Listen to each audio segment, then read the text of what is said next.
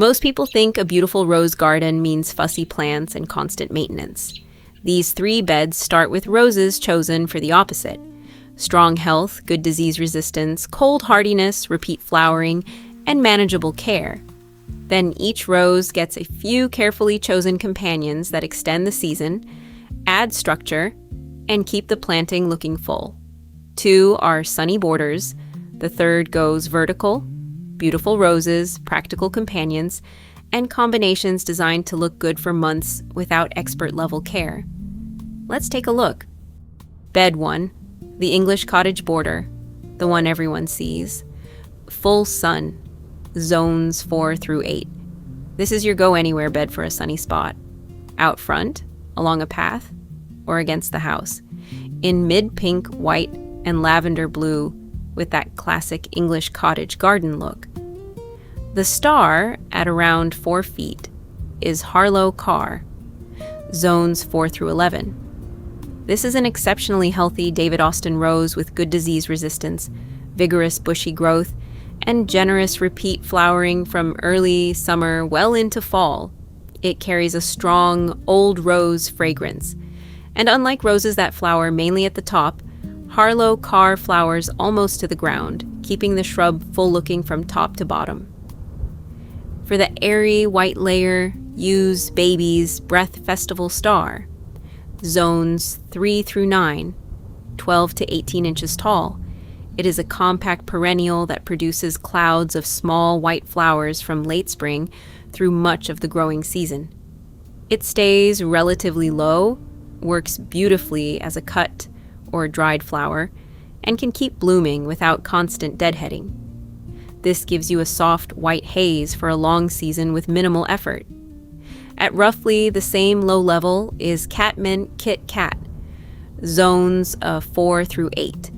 It forms a compact mound of aromatic gray-green foliage covered with lavender-blue flowers through much of summer. It creates a compact finished edge at the front of the border. Once established, it is tolerant of drier conditions. A quick trim after the first major flush keeps it compact and encourages more flowers. For a natural look, run the catmint along the front in small drifts. Let the baby's breath weave between the lower edges of the roses. The idea is layering rather than planting 3 rigid rows. From early summer to the first frost, enjoy a continuous layered display.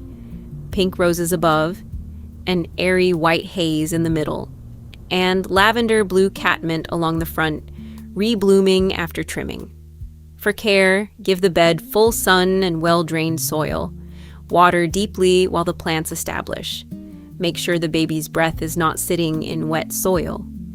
Deadhead the rose to encourage repeat flowering and feed it as new growth begins in spring. Prune Harlow Carr in early spring. It is thorny, so good gloves are worth having. Shear the catmint after its first major flush to keep the mound tidy. Festival Star does not need constant deadheading, although removing spent flowers can encourage additional branching and bloom. Bed 2, the fence border. Full sun. As a complete planting, this bed is best suited to zones 4 through 7, but Litchfield Angel itself is remarkably adaptable. Hardy all the way from zones 4 through 11. At around 5 feet, Litchfield Angel is the star of the bed. This is a healthy, vigorous David Austin rose with good disease resistance, rounded growth, and generous repeat flowering from early summer well into fall. It's almost thornless, has earned the RHS Award of Garden Merit, and carries a light, musky fragrance. Pale, peachy pink buds open to cream, then soften to almost white as they mature. For the tall blue layer, delphinium blue lace, hardy in zones 3 through 7 and growing 5 to 6 feet tall.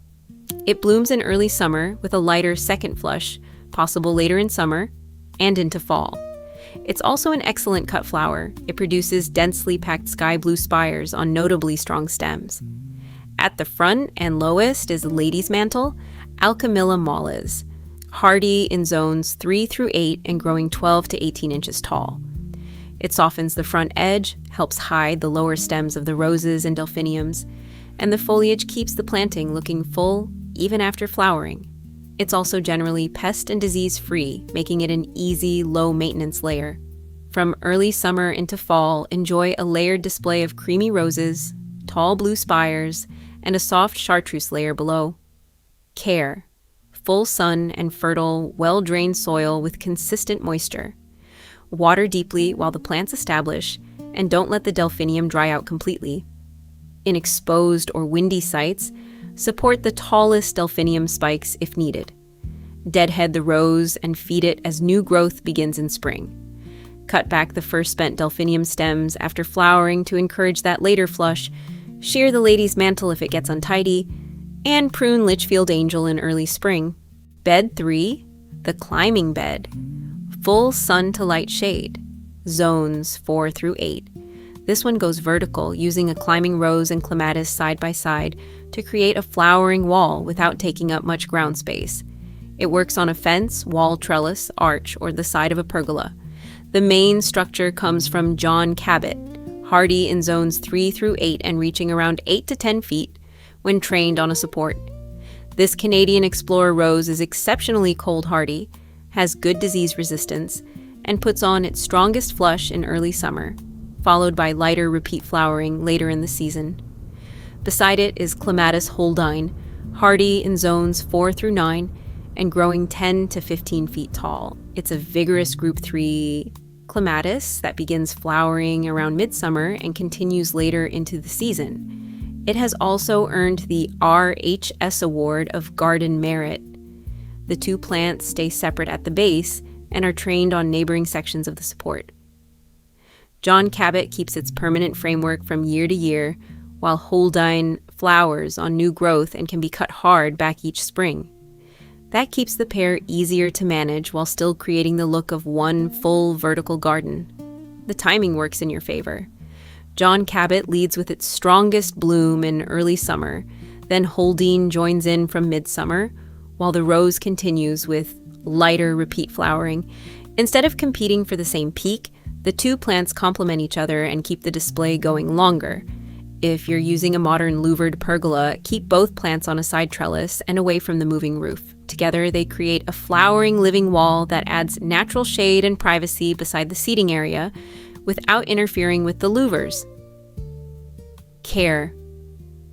Full sun gives the strongest flowering, although both plants can take some light shade. Use well-drained soil and give the rose and clematis separate root space. Water deeply while they establish. Train each plant on its own section of the support. In late winter or early spring, cut Holdine back hard to encourage fresh flowering growth and prune John Cabot selectively while keeping its main framework. So that's 3 roses, 3 different looks, no complicated design. Which one would you plant first? Tell me in the comments and subscribe for a new garden idea every week.